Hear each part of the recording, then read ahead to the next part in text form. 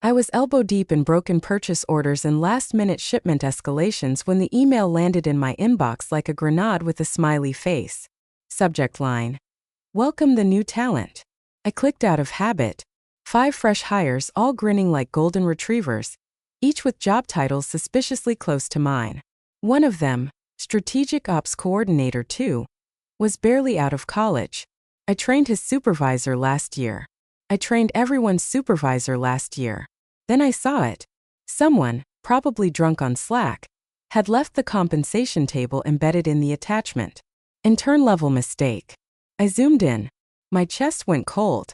The kid with the ramen noodle haircut and the AirPods? $104,000 starting. Another, whose biggest contribution so far was clogging the shared printer with anime wallpapers. $98,500. The one who asked me how to forward an email but securely? $101,000. Me?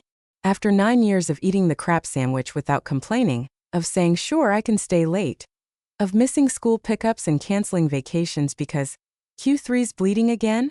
$72,000. With a yearly bump that barely covered the cost of gas hikes and school lunch inflation. I sat there, blinking at the screen while the buzzing in my ears turned into something worse. Clarity. By the time I stood up, I knew something had shifted in me. Not rage. Not yet. Just that hollow click like a seatbelt locking before impact. I scheduled a meeting with HR for the next morning and walked out of the building like I'd been sleepwalking for almost a decade and just now opened my eyes. And if you've ever given a piece of your life to a job that treats you like background software, you know this feeling.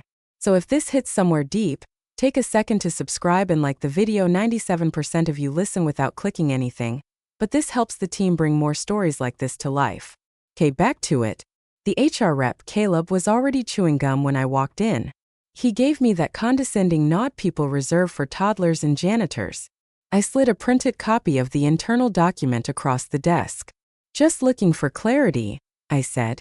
Can you explain how these salary figures align with our internal equity policies? He didn't even blink.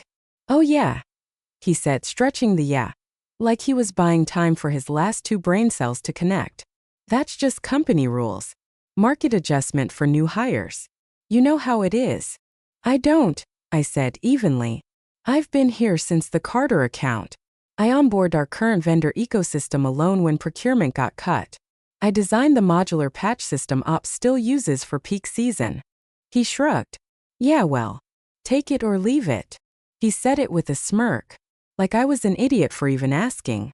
Like I was lucky to even be there. Like my value had an expiration date and I was already past it. That's when the fire came. Not loud, not yet. Just the slow boil of someone who'd carried a company's weight too long. Realizing it wasn't a badge, it was a leash. I didn't argue. Didn't raise my voice. Just nodded, smiled, and walked out of that air-conditioned coffin with something new in my gut. Not sadness. Not anger. A plan. They were sitting in my usual spot when I walked into the break room. The new hires, all biceps and startup lingo, laughing about something on one of their phones. One of them, that mop-headed kid from facilities, looked up and did that thing, where they scan you like you're part of the furniture, outdated and in the way. I didn't say anything. Just kept walking toward the microwave with my leftover pasta like I hadn't heard it. But I had. Loud and clear. Bet she's still on her original rate. One of them snorted under his breath, not even bothering to whisper. These vets never negotiated. That's on them. Cue the chorus of chuckles, the clink of aluminum water bottles, the smugness you only earn from failing upward. One of them had the nerve to say, "Boomers, man, they just stayed. I'm 41. I've got more certifications than their team combined. But sure, I just stayed." I didn't speak. I didn't look at them.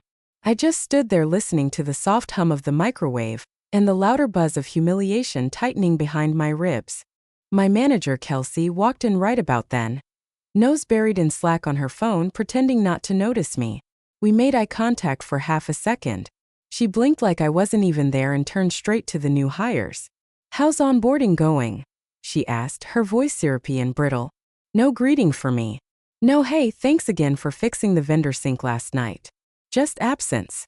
The kind of absence that says more than any slap ever could. I sat in the far corner and stared at the fork in my hand like it was the only solid thing left in the room. My palms were sweating. My cheeks were hot.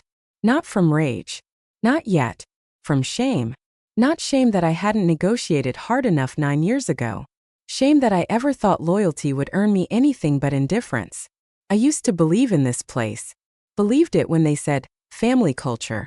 When they handed out $20 gift cards at the holiday party and called it generosity. I stayed when others left. I held the rope when the ship rocked. Hell, I knitted the rope. But in that moment I wasn't a person to them. I was just the wallpaper. Bathed. Cracked. In the way. I looked at Kelsey again, chatting with the new kids like she didn't owe me a damn thing. Like she hadn't just approved a 3.8% raise for me, while giving these human LinkedIn profiles 40% more and a MacBook on day one. It was death by 1,000 cuts and I'd felt every slice. Every time I worked late and got a thanks instead of a bonus. Every time I trained someone who leapfrogged me into a title I built from scratch. Every time I was told we couldn't afford a promotion because the budget's tight. Only to see that same budget stretch like elastic when a man walked in with a fresh haircut and a vague title. I didn't eat my pasta. I just sat there clenching my jaw so hard I thought my molars might crack. Still. Silent. Watching the wolves play with their meal. Not realizing I'd stopped being prey and started thinking like a butcher. I stayed late that night, but not at the office. I was in my garage, lights dimmed, kids asleep upstairs, and my laptop humming like it knew what was coming. I hadn't opened the old folders in years, the ones labeled like trash to keep nosy IT, and turns out, Temp 2020 was a lie. It wasn't temporary. It was the foundation. There they were. Diagrams, flowcharts, code snippets scrawled out like journal entries. My blueprint. Not the company's. Mine. Because 5 years ago, when the CTO refused to upgrade our logistics stack, said it was too costly to innovate, I built patches on weekends. When finance's invoice bot kept misfiring and no vendor could figure it out, I wrote a custom script in Python and had it syncing flawlessly within 48 hours. When the auto-compliance exports kept choking every end of quarter, I wrote a workaround that no one ever asked about because it worked. None of it was documented properly in the company wiki. Not because I was lazy, but because every time I asked for the hours to write SOPs, they told me, put it on the back burner. We need you on urgent items. So the urgent became permanent, and the permanent became invisible. Invisible but not free. Because here's the thing they never thought through, those systems? They were built using open source libraries that required registration. So I registered them. Under my name. And when they needed proprietary extensions, I created them through a small LLC I'd formed back in 2018, mostly for side gigs. I did it legally. Quietly. Because I was tired of waiting for permission to do my job well. Now I scrolled through the terms. Same open source licensing frameworks. Still active. The service extensions? Set to auto-renew under my control. And the license grants? They included revocation rights if usage terms were breached. Or if I ceased employment. I sat back, the glow of the screen flickering off a photo of me and the girls at Cedar Point. 9 years I gave them. 90+ months of skipped PTO, midnight patch rollouts, and birthday cupcakes eaten at my desk. And they had the nerve to tell me, take it or leave it. Fine. I'd leave it. But they wouldn't get to keep the things I built.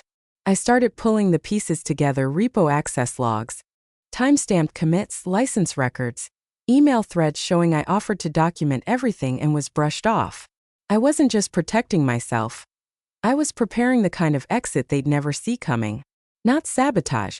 Not destruction. Just subtraction. Me removed from the equation. The systems would still exist. But without the knowledge, the keys, or the license to run them, their ghost in the machine was leaving. And he was taking the blueprint with him. And for the first time in weeks, maybe months, I felt something settle in my chest that wasn't shame or rage. It was clarity. I wasn't trapped. I wasn't overlooked. I wasn't the fool. I was just early. Now, I was right on time. The printer in my home office groaned like it knew the weight of what it was churning out. 3 pages. Crisp, final, absolute. The first, my resignation. No drama. No accusations. Just a tidy 2 paragraphs, thanking them for 9 years of collaborative growth, while quietly burning the bridge to cinders. The second, The license termination notice. Detailed. Legally airtight. With clause numbers, activation dates, and a signature block that included the line, effective immediately upon separation. And the third, the crown jewel, was my new beginning. The offer letter from Crosspoint Logistics had been sitting in my inbox for months. They reached out twice before.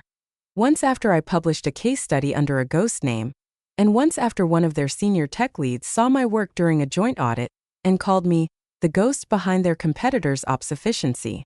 I'd said no both times.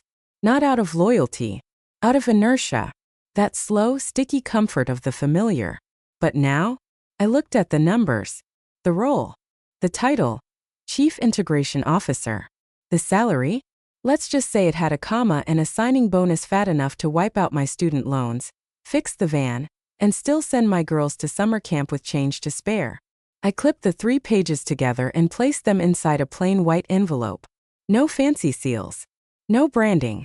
Just a sticky note on the front that read, "For the CEO. Urgent." I didn't need more than that. The urge to write more clawed at me. To explain. To vent. To detail every time they'd stepped over me, used me, dismissed me. But I wasn't doing this to be heard. I was doing it to be done.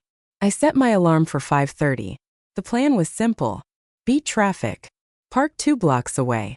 Walk into that glass palace with the same calm, invisible rhythm I'd walked in with every morning for nearly a decade. But this time, I'd carry an envelope instead of a laptop. No coffee mug. No lunchbox. No badge. I'd walk straight to the top floor, past reception, past the photos of company picnics and canned food drives and diversity slogans etched in faux oak, and I'd leave my envelope right there, centered perfectly on the CEO's desk. Then I'd walk out. No fanfare. No goodbyes. This wasn't revenge. This wasn't spite. It was release. From a place that only knew how to take. From people who only noticed when something broke, never who fixed it. From a job that forgot I was a person. That night I sat on the porch watching a thunderstorm roll in. Warm mug in hand, feet up on the railing, the air thick with electricity. The girls were asleep upstairs, breathing soft and steady through their bedroom walls. And for the first time in a long time, I didn't feel like I had to brace for the next blow. Tomorrow I wouldn't have to flinch. Tomorrow I'd let go. And for once, they'd be the ones scrambling to hold on. The building was still dark when I pulled into the lot. No chatter, no foot traffic, just the humming buzz of fluorescent lights bleeding through the executive wing windows. I sat in the car for a second, hands gripping the steering wheel, watching my own reflection in the glass. No makeup. No blazer. Just jeans, sneakers, and the calm resolve of a woman done being underestimated. I tucked the envelope into my bag, walked past the motionless badge reader one last time, and entered through the side door I'd helped program during a vendor install 3 years back. It still squeaked on the hinge. They never bothered to fix it. The elevator to the executive floor was cold and silent. I stared at the numbers ticking upward like a countdown.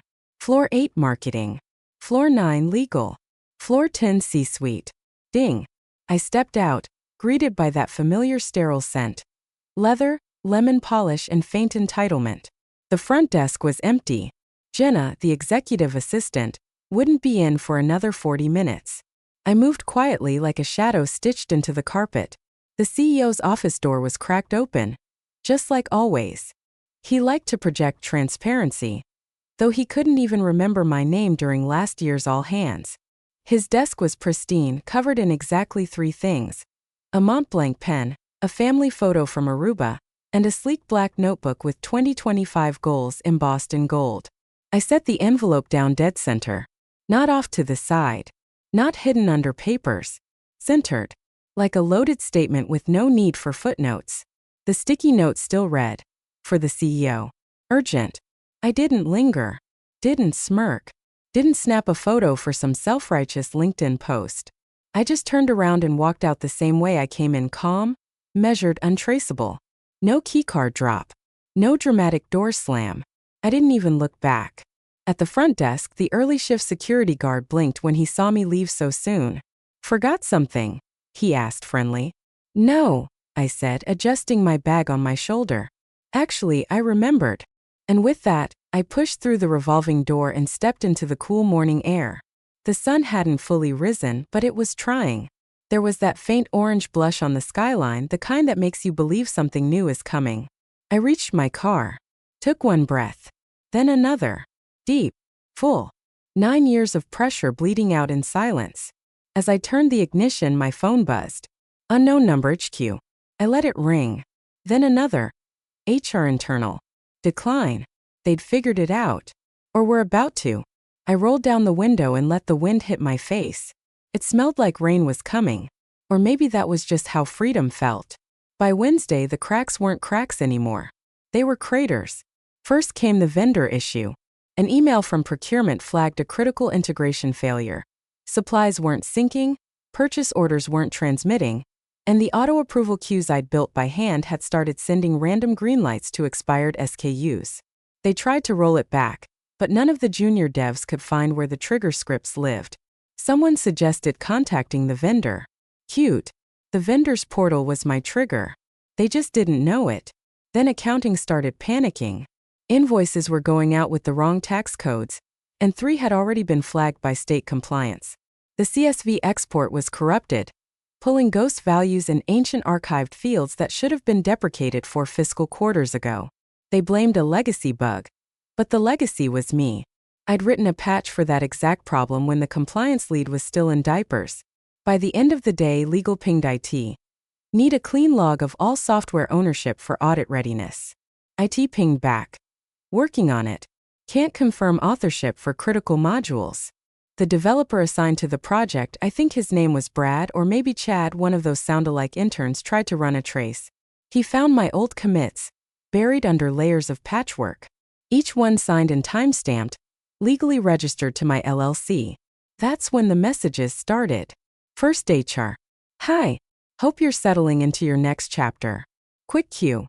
Could we grab 30 minutes to pick your brain about the system's handoff? Then legal. We are reviewing our licensing exposure and would appreciate your input on back-end data access models. Please advise your availability for a short consult. Then the CEO's assistant. CEO would like to connect at your earliest convenience. We'd love to align and discuss a path forward that benefits both parties. I didn't respond.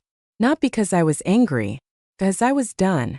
Instead, I sat on the back porch with a warm bowl of soup, listening to my daughter retell a story about a lizard she found under the porch. She held it like treasure. I held her like oxygen. Inside, my phone vibrated again. I flipped it over. Urgent. Compliance report due EOD help? That little bubble of laughter that escaped me? That wasn't petty. That was joy. Because they weren't falling apart because I sabotaged anything. I left everything exactly how I found it. Functional, stable, alive. But alive because I was there, updating it, understanding it, adapting it in real time. Now, they were stuck in the fog. The systems weren't failing. They were orphaned. The codebase wasn't broken. It was foreign. The machine kept humming, but no one knew how to steer it. And I just sipped my tea and let it hum. Thursday morning started with a press release. Nothing flashy. Just a clean white banner, bold black font, and a single line that made half of my old company's boardroom spill their cold brew.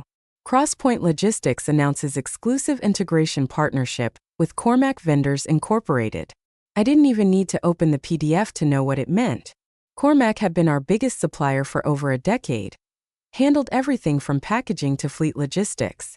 I knew their tech stack like I knew my own kids' lunch schedules, mostly because I'd helped bridge our 2 systems back when their CTO begged me for a workaround during a blackout in 2021. Back then, I built a custom node on my weekends to sync our platforms. No one documented it. No one thanked me. They just called it solved and moved on. Well, that solution was now officially part of Crosspoint's infrastructure, because I'd spent the last 2 weeks not just onboarding, but rebuilding. Cleaner, faster, properly documented. And most importantly, exclusive.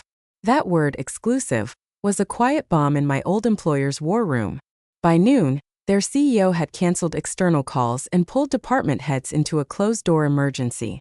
I knew the pattern. Security badges blinked red for everyone but the top 5. HR panicked into silence. Legal sweated through their collars. IT pretended to be busy. The same man who once forgot my name at a town hall was now asking aloud. How did we lose Cormac? Who let this happen? The answer, of course, was simple. They let me walk. Cormac's official statement was diplomatic: alignment of values, streamlined integration, unified technical vision. Behind the scenes, their VP had called me the minute my LinkedIn changed. Said, "We're sick of duct tape. You build bridges. We're in." Now that bridge was under one roof, mine. I didn't post about it. Didn't gloat. Didn't do the victory lap everyone expects in moments like this. Instead, I sat in my new office, real desk, real title, actual window, and watched the numbers stabilize on the dashboard I'd helped architect from scratch. A team of engineers, my team, laughed across the floor, one of them shouting, "Holy hell, this actually works." It did, because I was given the space to do it right. Across town, in a panic-sweat boardroom, they were realizing that the person they dismissed as just ops support had quietly been their spine. Not their PR face. Not their TED Talk CEO. Me. And now their spine had a better body. There's something beautifully quiet about watching the dominoes fall without ever lifting a hand. Not out of cruelty. Just out of clarity. I didn't need to shout. I was the shout. They just didn't hear it until it echoed back from a different building. One with better coffee, smarter contracts, and no one pretending they invented the wheel I actually built. It came in just after 7 a.m. Subject line flagged as urgent, strategic advisory request. The sender? Head of HR from my old company. The same one who'd once handed me a performance review that started with "given your quiet nature" and ended with "we simply can't justify more than a 2% bump this year." Now she was writing like we were old college friends reconnecting after a ski trip. "Hi. Hope you're well and thriving in your exciting new role." Smiling face with smiling eyes. "We're exploring temporary strategic consulting for back-end continuity during this transitional phase. Please let us know your availability and feel free to name your rate. Looking forward to hearing from you." I laughed out loud. Not cruelly. Just softly. The way you laugh when life finally connects the punchline to a joke it's been telling for years. They didn't want me back. They wanted the brain they ignored, the hands they overworked, the silence they mistook for passivity. They wanted the foundation. I sipped my coffee, glanced out the window at the city waking up. Buses crawling, people bustling, all of it tinted gold by early sun, and clicked delete. No response. No counteroffer. No little thanks, but no thanks. Just gone. I didn't do it to be dramatic. I did it because peace doesn't negotiate with desperation. Instead, I opened LinkedIn. My profile was already updated: Chief Integration Officer, Crosspoint Logistics. I clicked into the status box, fingers hovering for just a second. Then I typed, "When they say you're replaceable, remind them to check the foundation." No hashtags. No context. Just that. Within minutes, it was spreading. Likes. Comments. DMs from people I hadn't heard from in years. Former coworkers, distant acquaintances, even a few clients who messaged, "I knew they'd screw it up the second you left." But I didn't reply to most of them. I wasn't here to stir a pot. I'd already turned off the stove. There's a kind of peace that doesn't come from revenge or vindication. Comes from escape. From knowing you were right to leave. From watching a house crumble and finally realizing it wasn't your job to hold it up anymore. Let them call consultants. Let them scramble through outdated SOPs and half-baked patch notes, praying someone can explain the system built on blind faith and duct tape. Meanwhile, I had a team to lead. Not just any team, a team that looked at me like I belonged. A team that didn't need to be convinced I was worth listening to. The inbox pinged again. New calendar invite. Crosspoint's quarterly roadmap session. I clicked accept and closed the tab. Let the past keep emailing. I had systems to build. And this time, I wasn't handing them over to anyone ungrateful enough to ask me to explain my own worth. They stood when I walked in. The board. The engineers. The support staff. Even the interns who'd only heard bits and pieces of the story. No music. No cheesy banners. Just honest-to-God applause. That raw, bone-deep kind, the kind you don't get from surviving but from choosing to start over and doing it on your own damn terms. Everyone. The CEO smiled, gesturing to me with that rare look that said, "We know exactly who we just hired. Meet our new Chief Integration Officer." I didn't bow or wave. I just nodded. Because I wasn't here for the title, I was here to build. We got to work immediately. No legacy junk. No ego code. No hidden backdoors or undocumented magic. Every script, every API, every integration point clean, documented, shared. We ran workshops on transparency. Peer reviews became standard. I made sure no single engineer ever had the keys to the kingdom again, myself included. I told the board on day one, you want stability? Invest in your builders. You want legacy? Make room for quiet brilliance. But whatever you do, never forget who wrote the first line of code. They agreed. And they listened. Not because I was loud, but because they'd seen what happens when companies forget. Meanwhile, across town, my old company was unraveling like a badly stitched hem in a rainstorm. Word spread fast. Missed compliance checks, critical system failures, client complaints piling up like unpaid invoices. Then came the audit. Their Q4 compliance certification, mandatory for operating in key logistics markets, was flagged. Something about mismatched records, corrupted logs, and a failure to produce full source documentation for a core integration system. I could have told them where to find it. Hell, I could have rebuilt it in a weekend. But no one called this time. They knew better now. Within a month, 2 of their biggest clients had migrated to us, quietly without press. Just clean handoffs, smoother contracts, better uptime. I watched it all unfold from a sunlit conference room overlooking the skyline. My new team joked about the old system over lunch. I didn't correct them. They didn't need to know every detail. The only thing that mattered was this.